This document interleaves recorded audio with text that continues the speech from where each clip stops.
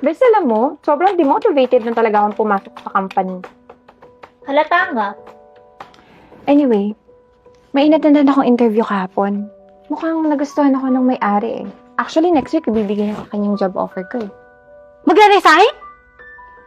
Sino magre-resign sa inyo? Ako, yan na naman yung chismosa. Hoy, sino ba? Hoy, grabe naman tong mga kaibigan na to. Parang hindi mga totoong kaibigan.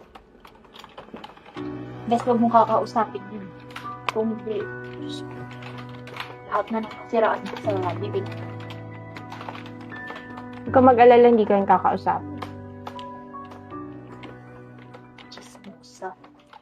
Sir, may isi-share po ako sa inyo. Spill it out. Pero po, hindi naman po ako chismosa ha. Si Belle po, may plano daw pong umalis ng company. Kasi po, sabi niya, ang pangit daw ng management niyo. Tsaka, hindi daw po maganda yung pag-handle niyo sa mga staff. Okay, that's interesting. Sinabi niya yun? Yes po. She's free to go anytime kung gusto niyang umalis. Pero kung aalis siya, do you think you can handle her job? Yes po sir. Yun na nga po sana sasabihin ko sa inyo eh. Naunahan niyo na po na dapat ako na lang po yung ipapalit niyo sa kanya. Alam ko na po yung gawain niya eh. Okay, I'll think about that. I will consider that as well. Yes po Pero sir. make sure, kaya mo yan. Kayang-kaya sir. Ako pa. Oh, okay. Give it 2 days. Okay sir. Okay? Okay po. Thank you po. See you. Thank you.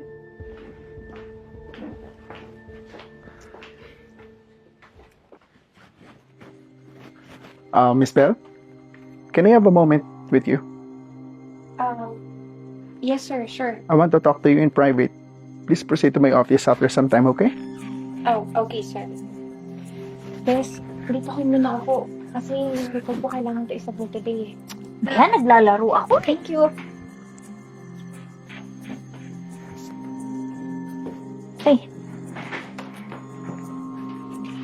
Jane, napapansin mo ba yun? Alin ba? Yung, yung boss natin, lagi na lang kinakausap si Belle. Feeling ko nga may something yung dalawa eh. Oo nga eh, no? Kasi, alam mo, feeling ko, malakas talaga ang pakiramdam ko na may relasyon sila. Feeling ko rin. Oo nga, tsaka ano, napakamanyak ni sir, no? Lahat na lang yata ng mga empleyado dito gustong manyakin, diba? Oo nga. Kala mo naman napaka-respe-respetong tao. Yung pala, napakamanyak. At machismis ka ng chismis. Bumalik ka na nga sa upuan mo. Pati ako ginugulo mo. Na nga.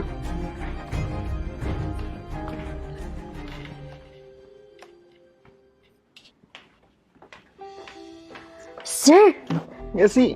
may latest chika na naman po ako sa inyo. Spill it out. Alam niyo po ba, sir? Sabi ni Jane, napakamanyakis niyo daw.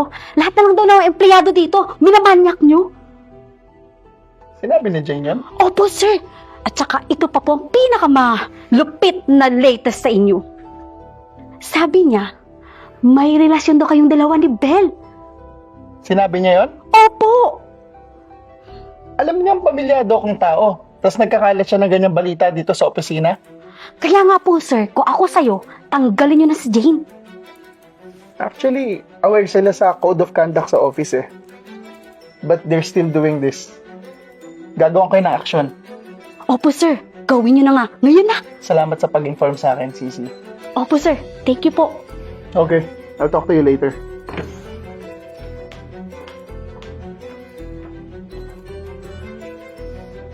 Wow! Ang ganda naman ng pwesto ko dito. Lakas makasosyal. Hi, Jane. Kamusta ka? Okay naman po, sir. I just want to clarify something. Please proceed to my office, okay? Okay po, sige po. Ano na naman kaya yun?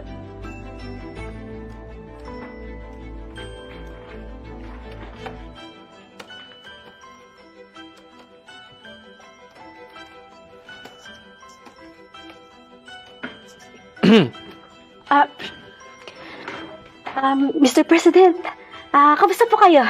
Okay naman. Nasaan yung opisina ni Mr. Ron? May meeting kami. Si boss po. May kausap pa po eh. May committee pa po. May inaayos lang po ang problema, Mr. President. Okay. Kamusta ang trabaho natin dito? Kamusta ang operation?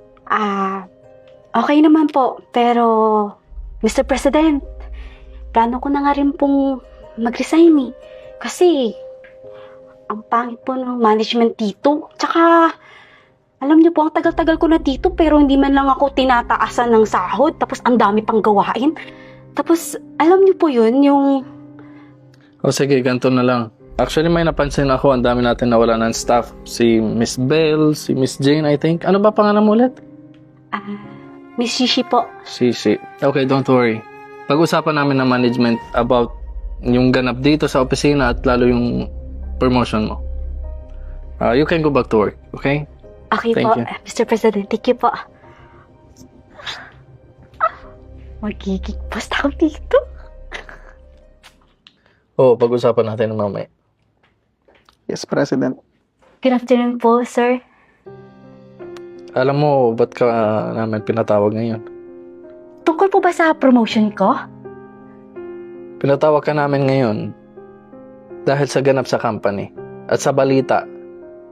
Na curious lang kami sa nangyari. Ang dami nagre-reklamo. At tsaka pala, Mr. Ron, nagsasabi Miss Sisi na yung management mo, it's not good here in the company. At a lot of things about you. So, pwede paki-explain Miss Sisi kay Mr. Ron? Actually po... Cut it out. Ano? Di ka makapagsalita ngayon? Don't worry. I already spoke with Belle and Jane. And alam ko na lahat ng ginagawa mo. Sir, hindi po totoo lahat ng mga sinasabi nila. Hindi ko po ginawa yun. Belle, relax. I trust you very well. Don't worry. Alam ko kung sino yung nagpapakalat ng rumors dito sa office natin. But I have an idea. You can take a leave and I have a plan. Is that fair with you? Yes, sir. Thank you so much for being fair po. You're most welcome, Belle.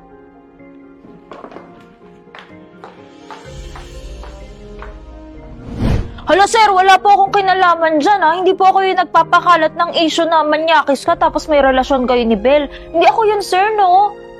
It's okay, Jane. I know you can be mean sometimes, but I trust you very well. Matagal na kitang empleyado dito sa kumpanyang to. Buti naman sir. Pero You don't have to say a word. I trust you. thank you sir. You can go. Sige po sir. Tinakot niyo naman ako sir. Kala ko mo kung ano. And one thing, wala kang pinipili. Pati ako, sisira mo pati kay Mr. President. What can you say about this? This is very unethical. Pasensya po. Ang gusto ko lang naman po yung magandang... No! I didn't tolerate this kind of attitude here in my company. Alam mo, you didn't deserve to be here. You're fired! Sorry po, sir. You're free to go.